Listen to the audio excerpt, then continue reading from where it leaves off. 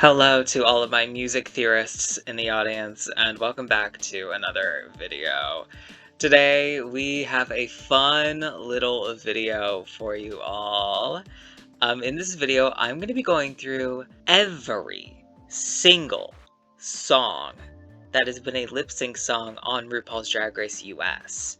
And we are going to analyze the genres of these songs and the frequency in which the genres occur. This is a video that I have been wanting to do for a very, very long time. How long, you might ask? We'll get to that later.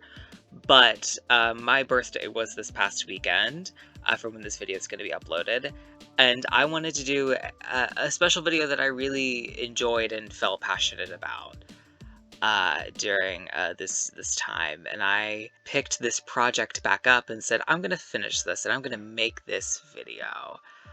And so yeah, what we're going to be doing is we're going to be going through every season of RuPaul's Drag Race. I've compiled the songs and the genres that those songs are, and compiled all the data together to create this little video for you all. Before we go any further though, please like, comment, and subscribe if you enjoy yourself. As I just mentioned, this video has taken a shit ton of time for me to make and compile the data for. So if you want to see further videos in this series, then please leave a comment down below because I'd be down to do them. And yeah, let us continue on. Some questions that you might have for me regarding this are, why did you only do the US seasons? The reason I only did the US seasons for this video is because I initially started this project envisioning doing every single season of RuPaul's Drag Race. Internationals, All-Stars, all of it. But when it comes to genres of songs, in different languages especially, the resources with which it is able to find a comprehensive guide of like what a specific genre a song is so much harder. So it's really, really difficult. And so for this video, it would have made less sense in my brain to do all of the English seasons than it would be to just do the mainline US seasons. And then in the future, say I do the All-Stars and the Internationals. That's kind of the forming and the framing that I use for a lot of my different series, is that I kind of split them up so that the topics aren't completely overwhelming and the videos aren't fucking hours long. So that's why I decided to do that. There are 232 songs that are going to be covered in this video. You might also be asking for songs that were done on US Drag Race twice. For example, Stronger by Britney Spears was on season 1 of Drag Race and on season 9. Is it being counted twice? The answer is yes, because Drag Race decided to use the song multiple times. Then we should count it multiple times. Just because it's the same song doesn't really mean much. It ended up fitting the purposes for what they were trying to do, a vibe they're trying to go for, a level of variety they were trying to hit that they found with that song, and so they decided to use it multiple times. I don't feel like it should only be counted once in that case. And also, we're looking at the evolution over time of the genres and the way that songs are chosen. And to just, discount a song for having been used before, I don't feel like is fair. So this number 232 is including duplicates, and is every single song from first to last, from season 1 to season 16 of RuPaul's Drag Race. The next question, how long have I been working on this video? Now, this has been very on and off.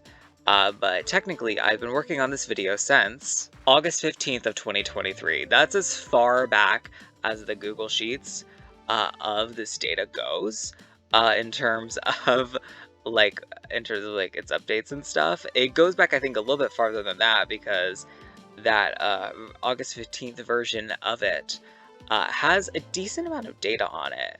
So I would assume that it started like a few days, maybe up to a week before this date. But yeah, I did a lot of the data collection and work on this video late last year, and then it just kind of sat for all of this year until I decided to pick it back up again like a week or two ago and finish it out. The last main and relevant question I feel is, where did I compile the data for the genres from? The answer to that is very simple. It's Wikipedia. I mean, you heard all a lot in school, like, you can't trust Wikipedia because people can edit Wikipedia. But, like, Wikipedia is, like, thoroughly reviewed. It is very thoroughly reviewed, and it pulls from different sources.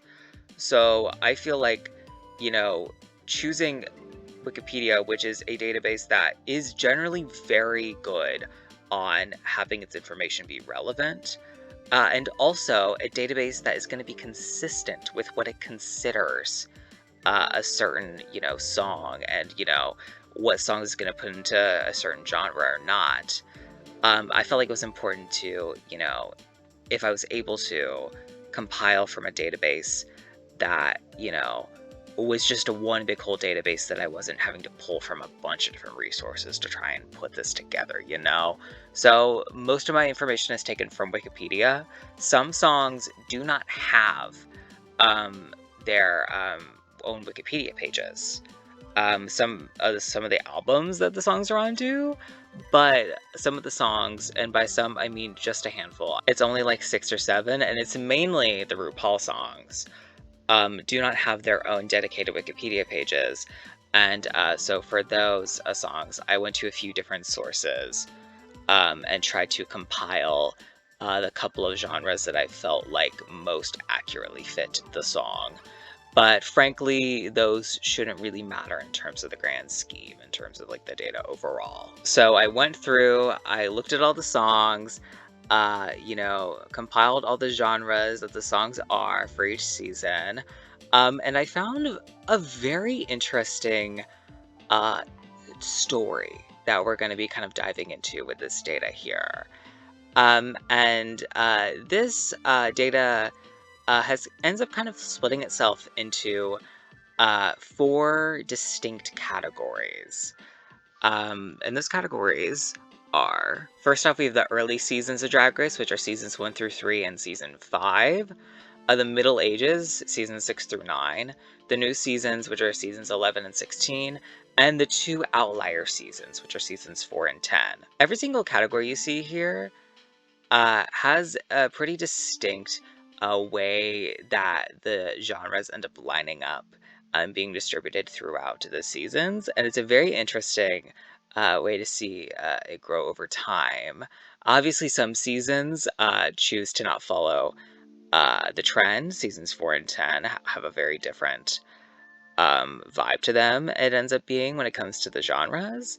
But we'll get to those when we get to those. But first up, let's talk about season 1. So for each of these slides here, I have the season and the first, second, and third place for these genres and how many times they're represented in the season. There's also a bar graph right under it showing all of the genres and their frequency.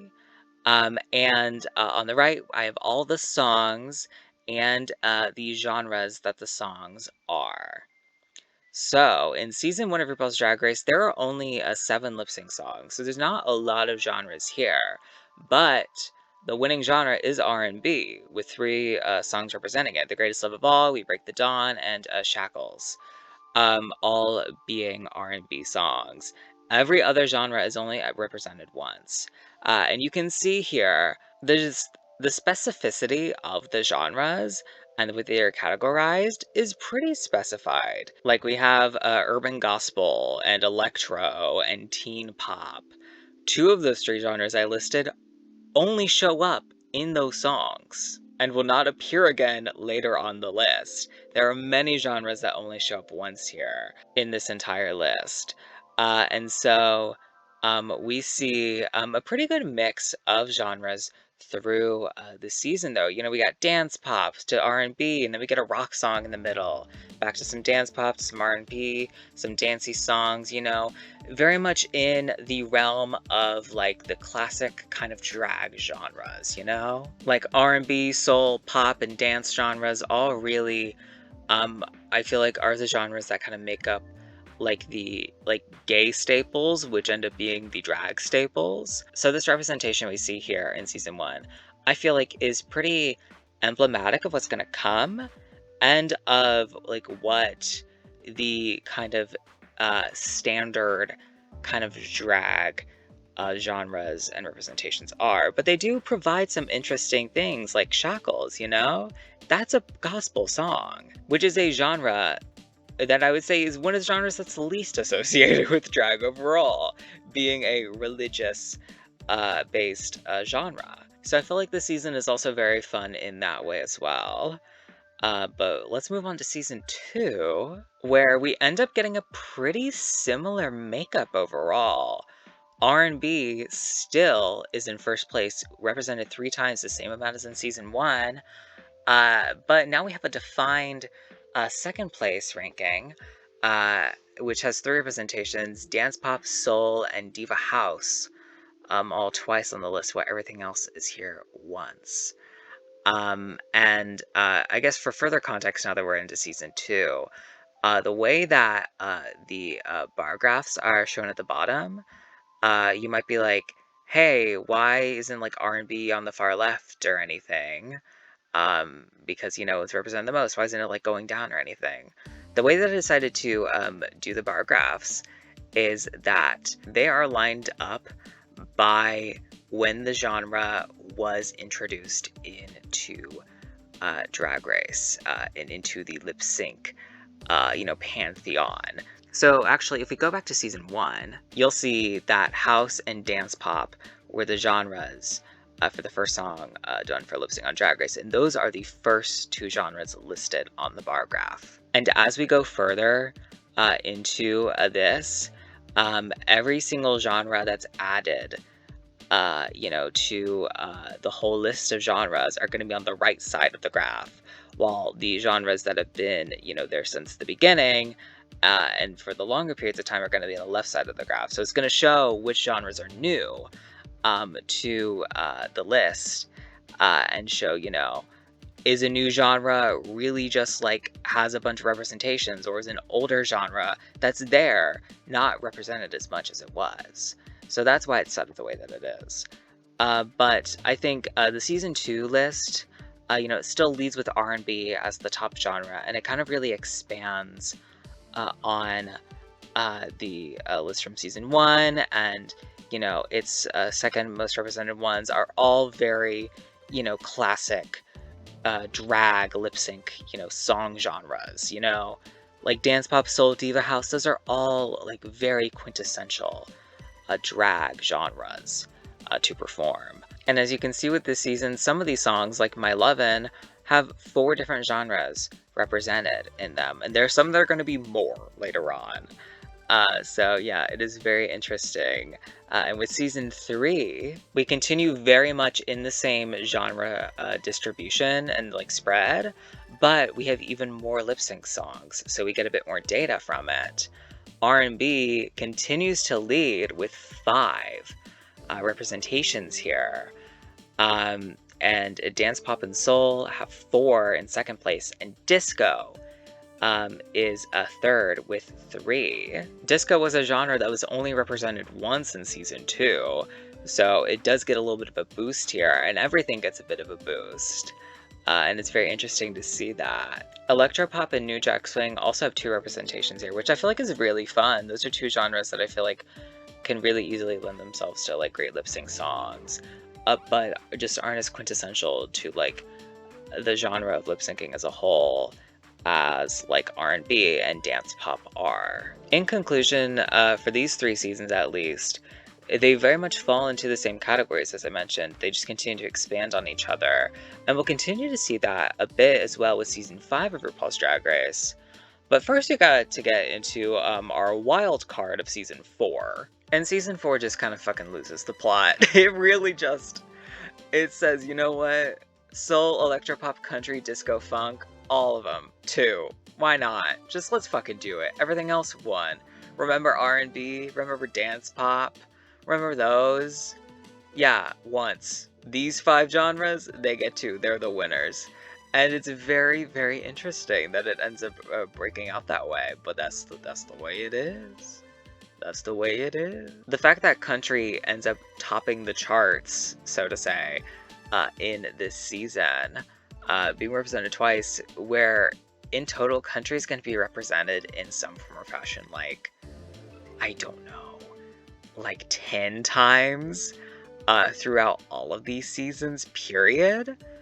It is very interesting that this kind of perfect storm happens for it to end up being in first. The other genres I can understand being up there, you know? Soul, electropop, disco, those are all categories and genres that we've already mentioned earlier in this video.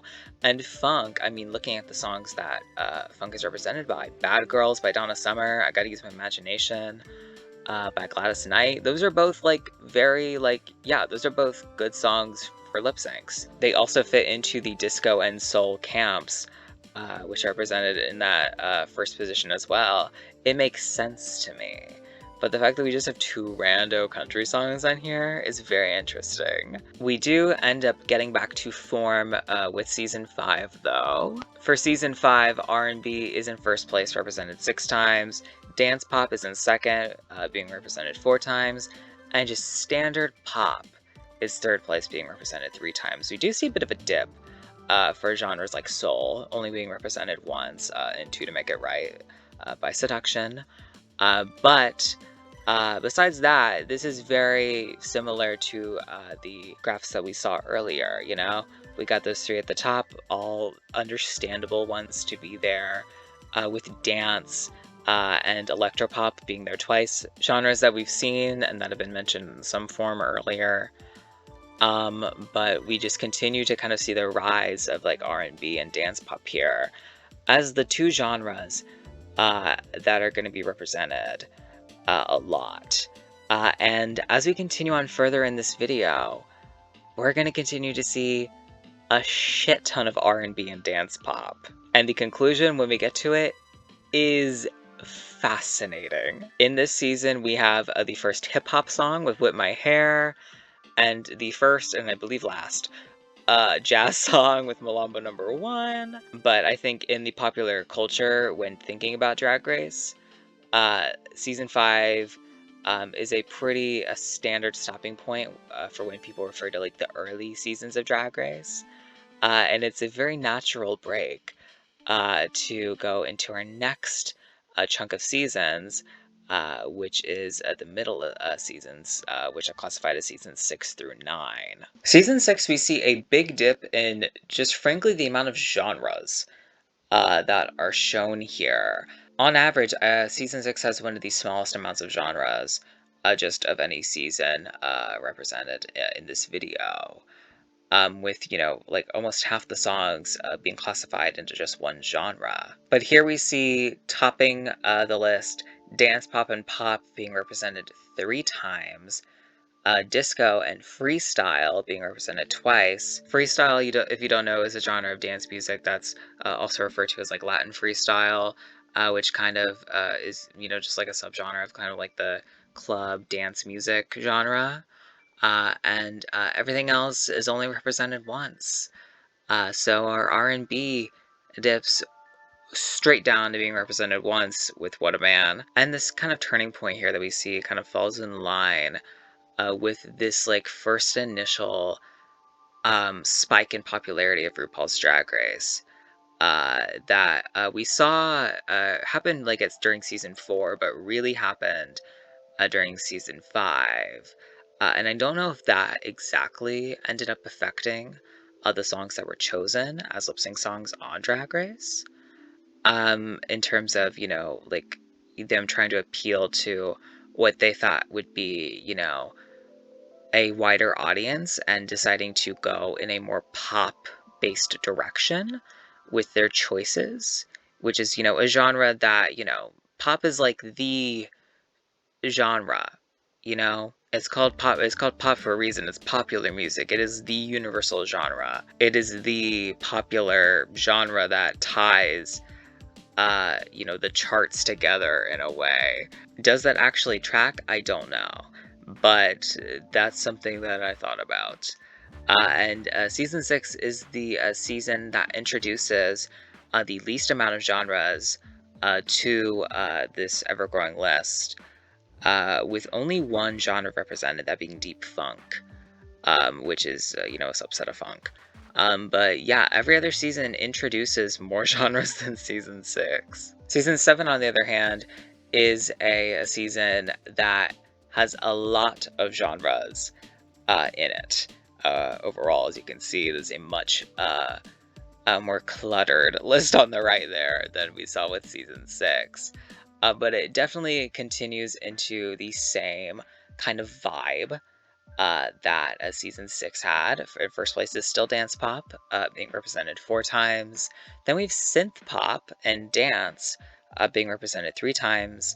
And then in a 4-way tie for third, R&B, pop, diva house, and power pop. We can see dance pop still leading the charts here, with 5 of the 7 genres being represented more than once, being some form of dance music or pop music, with the other ones, being R&B and diva house, which we've talked about earlier. So we continue to see dance pop, you know, kind of strangle the top spot, and pop music just generally be represented a bit more here. And as we can see on the bar graph at the bottom, Power Pop, this is the first season that Power Pop is represented in, but it's also represented twice, with Dreaming by Blondie, and Roar by Katy Perry. So that's a fun little thing to notice. And it's also our first season where we just purely get EDM music, with Break Free by Ariana Grande. We've had a lot of different genres that kind of fit into the EDM kind of category, like I mentioned earlier, with like freestyle and the different genres of house we've had, and also just dance music as a genre.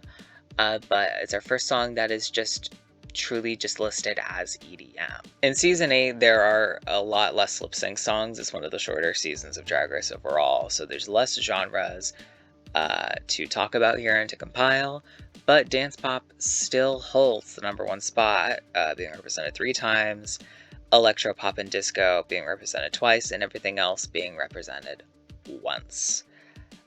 This is the first time that we get a show tune on Drag Race, with And I'm Telling You I'm Not Going, and this is the first and only season that we're going to be talking about in this video where R&B is not represented at all.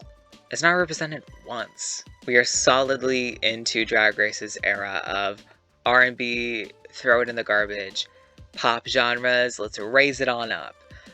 Which is disappointing because I feel like there needs to be a balance of both, you know? I feel like if I'm having to choose like the genres I want to see lip syncs of the most on Drag Race, I would probably choose like dance pop and R&B. And so the fact that like the season doesn't have any R&B representation, and there are other seasons that have like a bunch of R&B but like a dance pop, it's like there needs to be a good balance. I want to see them fighting for that first and second spot, but the season does not allow that to happen. Season 9 though does bring back the R&B in full swing and adds a bit of rock to the mix, which is very fun to me. Though about half of their rock representations here are carried by So Emotional by Whitney Houston, which, I mean, I feel like dance rock, in terms of my brain and how I categorize song genres, I would say dance rock and pop rock are acceptable. Like, I don't know if that's necessarily what I would do, but I can see it. Hard rock, I don't see. I just don't get it. I don't get it for So Emotional. But that's what Wikipedia said. And I don't have like a degree in music theory or anything, so what the fuck am I to say about that? But we see dance pop represented 4 times, R&B, dance, disco, and pop rock represented 3 times, and pop and dance rock represented twice. Those other 5 genres were represented earlier in various seasons, But this is a much more, it's a steady decline here, I feel, just in general, you know? We got our first, and we got a few after, and then a couple after that.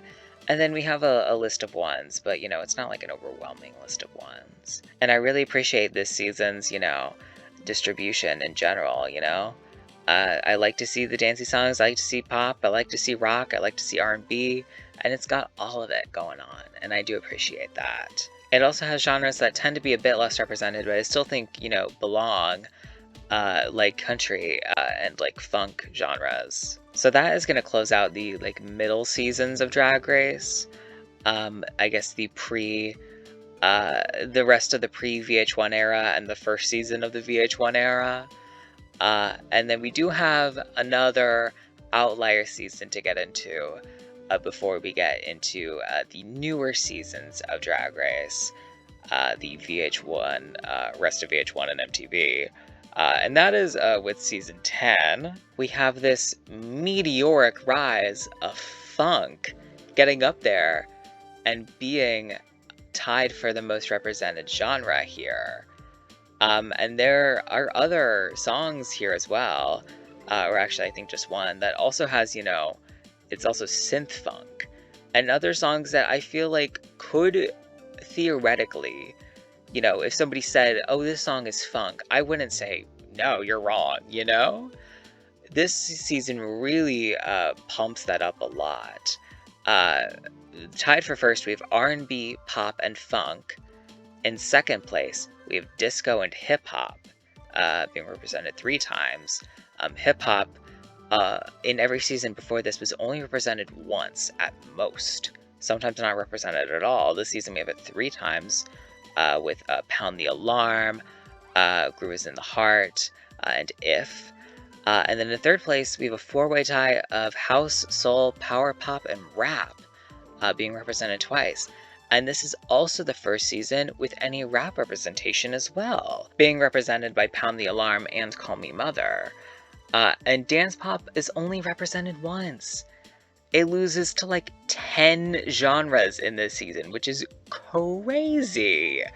Because in all the other seasons, it's, you know, either been in the top, or, you know, it's like season 1 where it was only represented once, but it was like R&B was there 3 times and everything else was once, you know? The fact that it's solidly below many other genres here is crazy. It really feels like this season they were trying new things.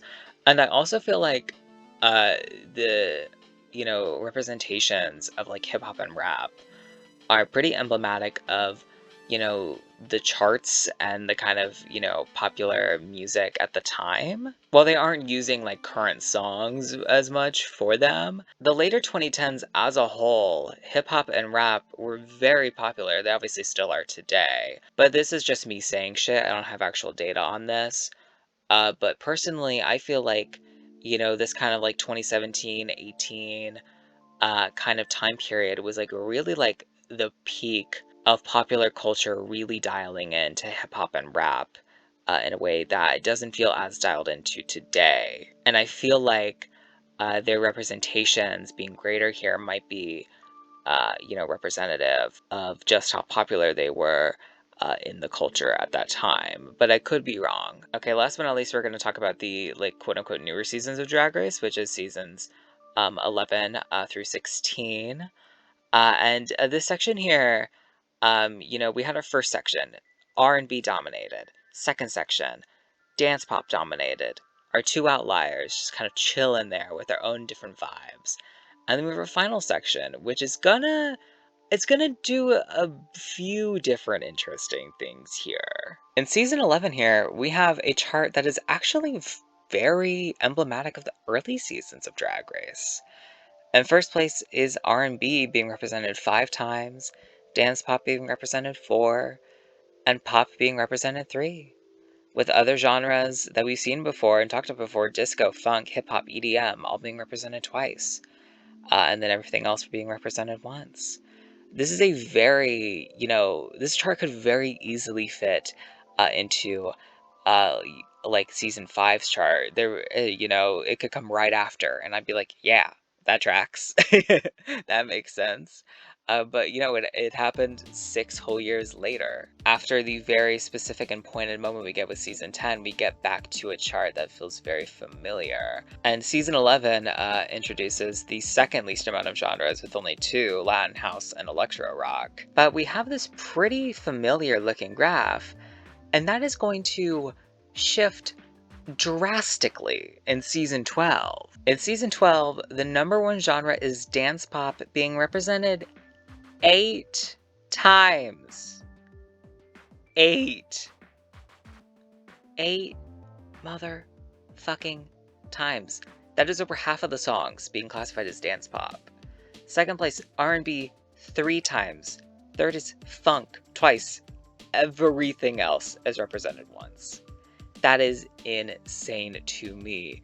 The just massive swing we get during season 12 to dance pop, which I don't entirely like. I'm not fully mad at it, because like this song list is pretty banger. Like I like it a lot. Like this whole list here of the songs, like I can't complain.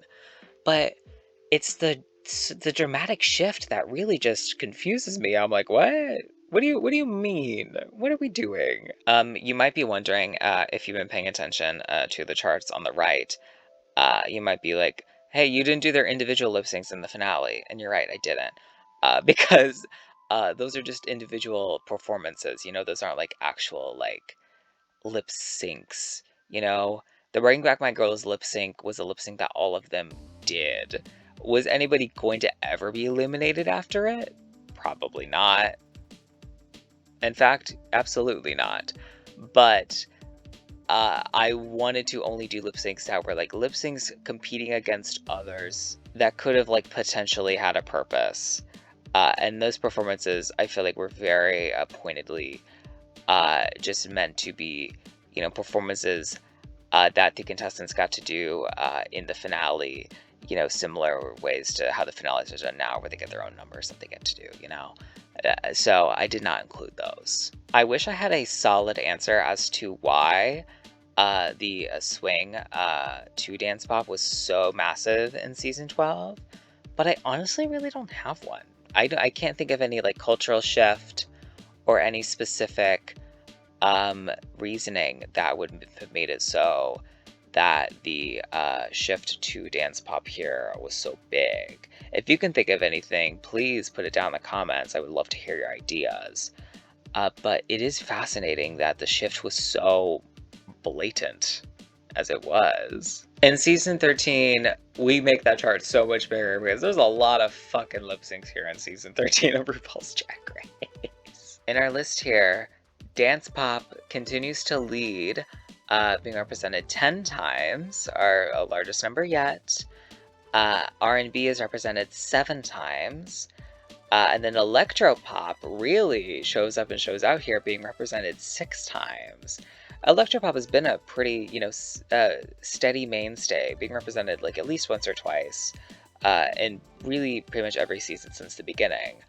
But here we get it 6 separate times, which is very crazy, and good for it. And then we have some typical genres and some interesting genres kind of rounding out the, being represented more than once crew, with pop being represented 3 times, soul and disco, and hip hop being represented twice. But then we have EDM getting a couple of shouts here, and then Eurodance being represented twice. And Eurodance has been showing up again, like once or 0 times just throughout the seasons, generally. But this is the first time it's been represented twice, as far as I'm aware. And I love that because it's like one of my favorite genres, period. I love Eurodance music. In this season, though, we do kind of get back our dance pop versus R&B rivalry with our top 2 slots, with a pretty standard distribution compared to the other seasons overall, with those being in the top, and then our other genres that we previously talked about being represented a couple of times, if not more. But we do just get a really weird influx of electropop that kind of changes up the distribution a little bit.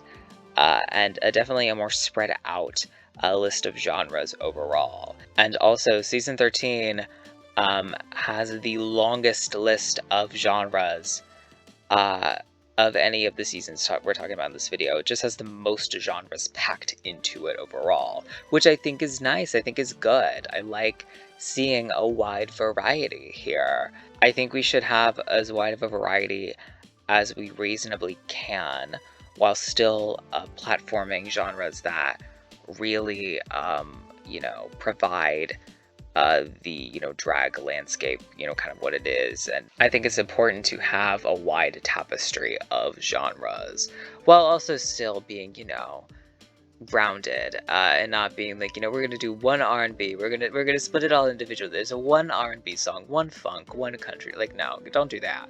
But have your mainstays that I feel like deserve to be there, like the dance pops and the R&Bs and the pops and you know the EDMs and the hip hops, but also have a wide tapestry. This is also, I believe, our first and only representation of trap as a genre, which ironically comes from Whole Lotta Woman by Kelly Clarkson. Season 14, though, is going to have a massive flip in the trails of season 12, but is going to be flipping the opposite way. In season 14, our number one genre is R&B, being represented 10 times, which is, again, crazy. Second place, soul and pop, being represented 4 times. And then third place is dance, pop, and dance, being represented 3 times. With our other, notable placers being rock, electropop, and disco being represented twice. This is such a massive flip, but in the complete opposite direction.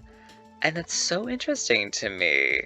And I mean, as you can see there on the right of the screen, there is a stretch there in the middle of the season where 4 songs in a row are R&B.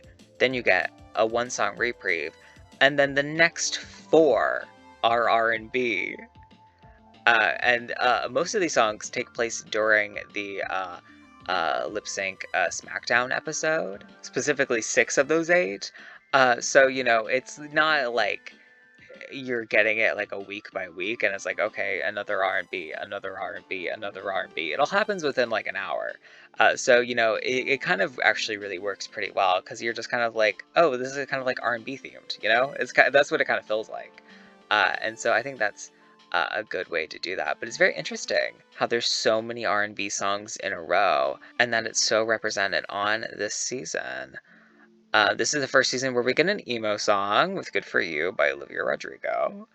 Yeah, it's very interesting to see the meteoric shift in this opposite direction here. But for season 15, for every season that's had a single first place representative, that genre has either been R&B or dance pop. But in season 15, we're going to get a new genre in that spot. And that is going to be pop, being represented 5 times on season 15, with dance pop and R&B tied for second with 4, and then pop rock getting up there, being represented 3 times. I incidentally lied about trap being only represented once. 7 Rings is trap as well. We also get crunk and salsa and art pop here being represented for the first time as well, and that's all fun. But we see this very interesting kind of mellowing out in season 15, where pop, just general pop, takes the lead. And our 2 genres that are always fighting for first and second, they're still up there, but they're just tied for second. And we got other genres that were represented pretty well. Pop rock, synth pop, and electropop, all having and being represented multiple times here. We do see a big kind of downturn in like soul and like funk, which is like disappointing. I wish we had a bit more of that going on personally. But we incidentally also do get a good amount of songs here which are in some form like rock. which I also really appreciate. I do love rock as a genre, so the fact that we get some more of that this season is really nice. But yeah, this season is kind of unlike most other seasons and could have potentially been in its own category if we wanted it to be. But I think that is the category of seasons 11 through 16, is that Drag Race doesn't really know what it's doing, and it kind of is just, getting a decent list and just regardless of genre. And it's just like, hey, here's the list. Have fun with that. And in our most recent season, in season 16, we do have a bit of return to form with our three most populous genres that we've been talking about pretty much this whole time. Being the top three. Dance pop is represented 7 times, R&B is at 5, and pop is at 4.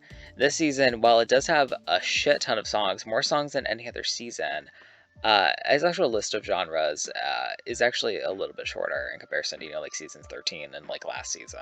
It's our first season with a song that's actually classified as rock and roll. If we're being technical, rock and roll are kind of different.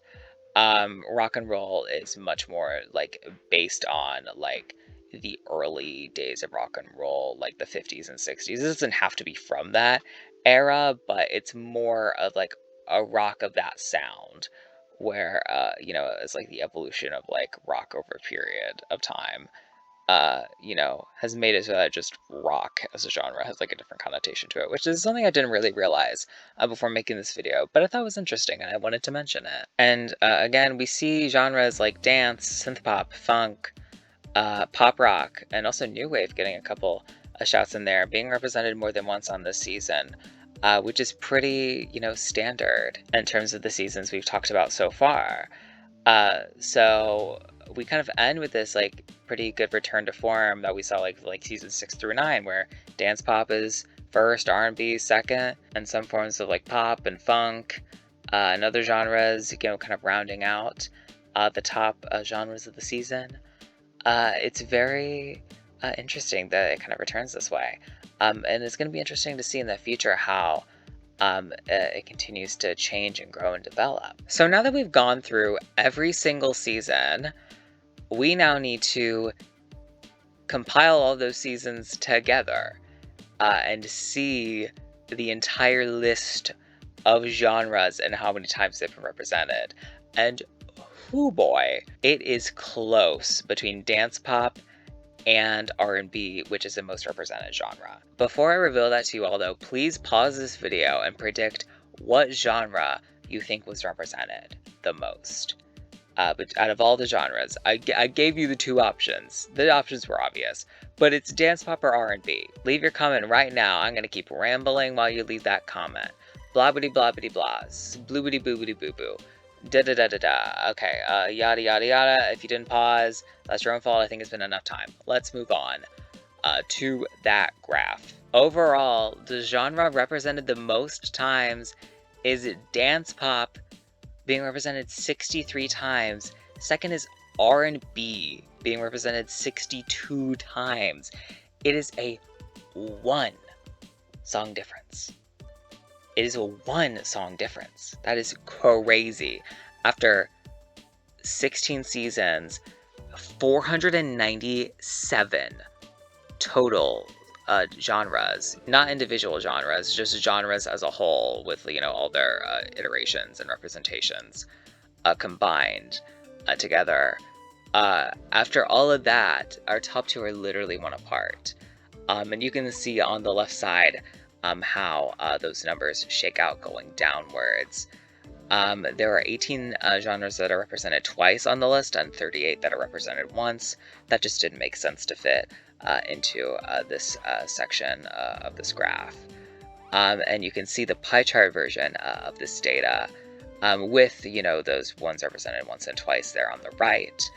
And as you can see, dance pop and R&B take up just over a quarter of the genres as a whole.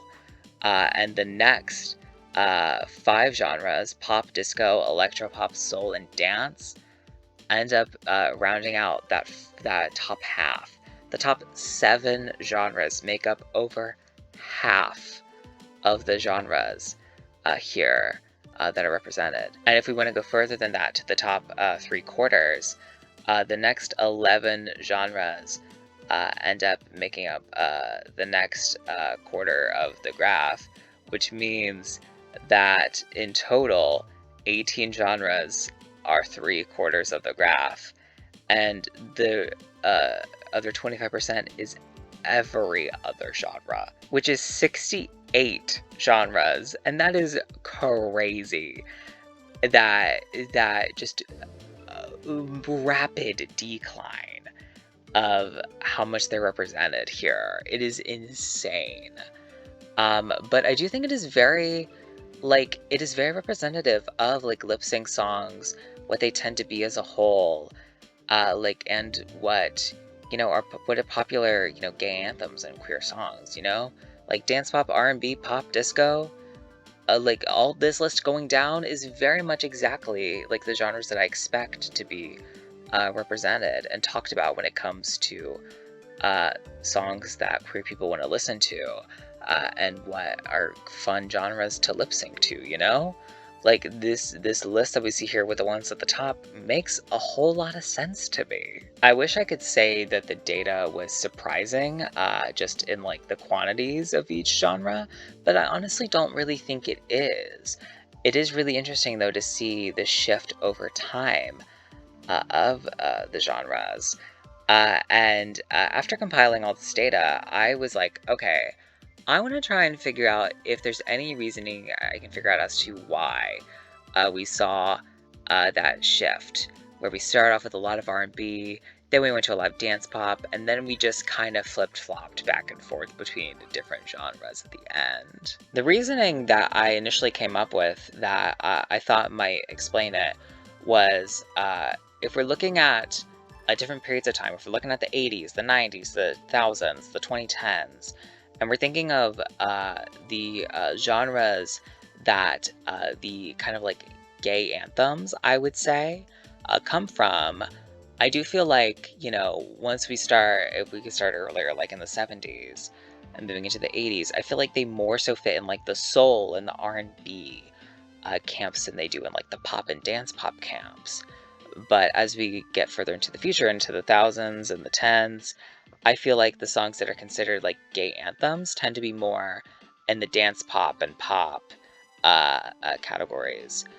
So I was thinking that might be why we see this kind of shift as we get later into the seasons of Drag Race, where there's just more dance pop representation just in general. And as we're just like going through time, we got all these songs that, didn't come out, didn't exist when seasons like 1, 2, and 3 were filmed and airing, that, came out in like the early 2010s and the late 2010s that are in the dance pop categories that were done in later seasons. So what I did is I went through every song that we already went through again, and I compiled the release years for those songs. I went through every season, and I averaged out the release years, and I found the average release year for the songs on each season of Drag Race.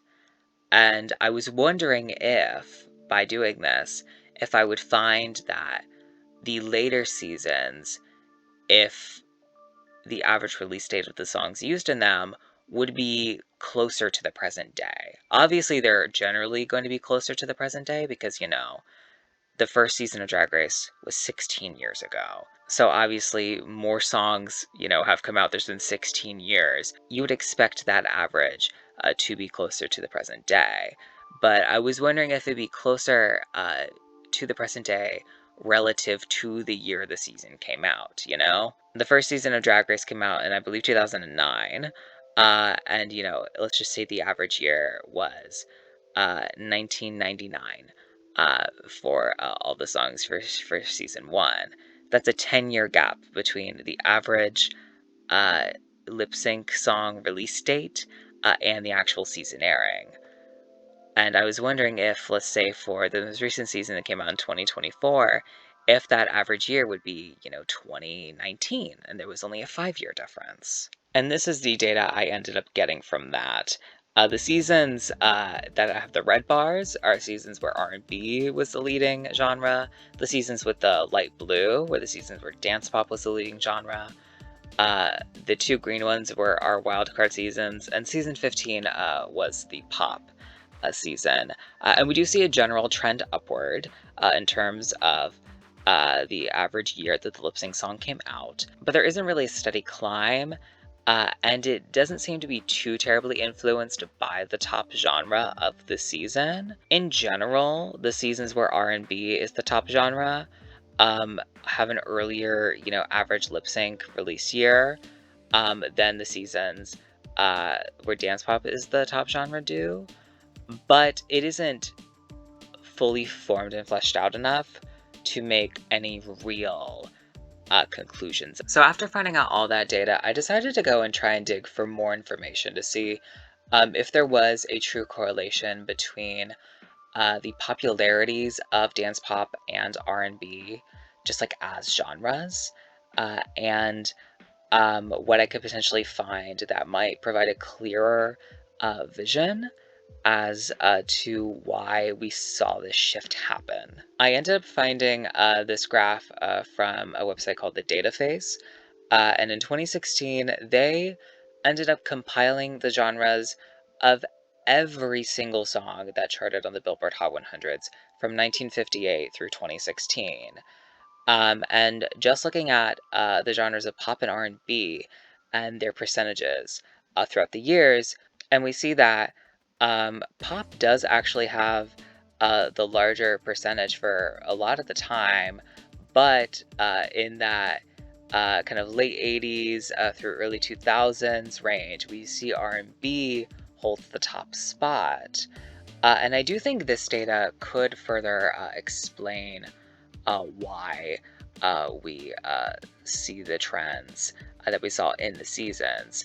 While it isn't, fully formed, the seasons where R&B was the top genre did have, in general, a earlier average year for when the songs ended up coming out.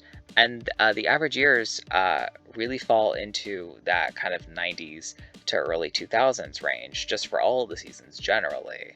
And that, especially that, early to mid 90s is the peak of R&B as a genre just on the Billboard Hot 100. And after like 2004, we see this meteoric rise. I keep saying meteoric in this video, I don't know why, of pop as a genre.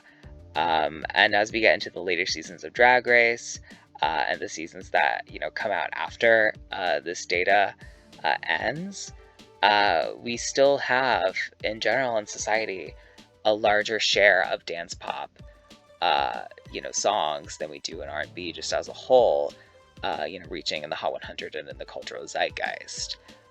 So I do think that's why we have a larger share of pop and dance pop in more recent seasons than R&B generally. Obviously, there's exceptions to like season 14, but that's, unless they consider and actively choose to do more R&B songs and pull from older songs just when they are formulating the songs for the season. It seems in general on seasons where that average a year is later and they are pulling from more modern songs, there are in general are just going to be much more dance pop and pop focused as a whole. But again, this isn't enough data to really build something conclusive off of, but I do think this is generally what is happening, and is a good explanation as to why we saw the trends that we did see. Sadly, it is hard to find like really good data on like the tracking of genres throughout time, and specifically the way that relates to the kind of overall genre of music I'm talking about in this video, which is songs that fall into the camp of like gay anthems, because we can talk about pop and R&B as genres, and those are the genres that are mainly influencing and are a part of what we're talking about when it comes to Drag Race. But there are a shit ton of pop and R&B songs that are not in the camp of like gay anthems, or in the camp of, you know, songs that gay people really vibe to. And so I don't know if this video or this like concept will ever have the data that I aspire to see attached to it. But I think this is the most reasonable, reasonable being a loose term, considering that I've been filming this video for like an hour and 45 minutes at this point. Place to end this video and this data collection. So thank you all so much for watching this video. It took so much work, and I hope you all appreciate it. Please like, comment, and subscribe if you wish. Leave your thoughts, feelings, and opinions down below. As always, I will be leaving my Twitter linked down below if you want to go follow me on there. Again, thank you all so much for watching, and as always, take care. Bye-bye.